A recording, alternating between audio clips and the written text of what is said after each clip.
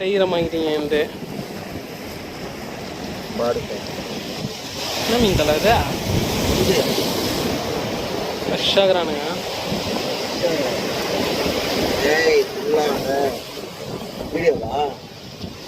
சும்மா ஒரு ரிமெம்பர் ஞாபகம் வச்சுக்கலாம்.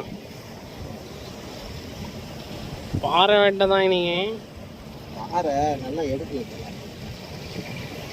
அங்கேருந்து செம்மையாக பிடிச்சேன் தலை, டப்பு டப்புன்னு மாட்டிச்சு. அங்கேயே இருந்து இருந்தா கூட பிடிச்சிருந்துருக்கலாம் போல. முன்னாடி வந்து தப்பு பண்ணிட்டோம். குரூப்பர்ஸ்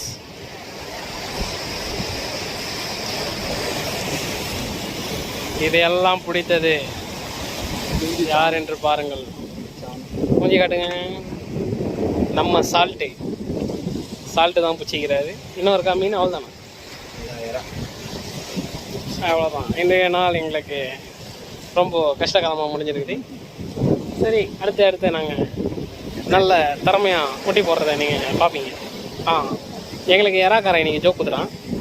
அவனை வந்து நம்ம விடக்கூடாது. நான் சொல்கிற ஆளுக்கிட்ட மட்டும் நீங்கள் எறா வாங்காதீங்க.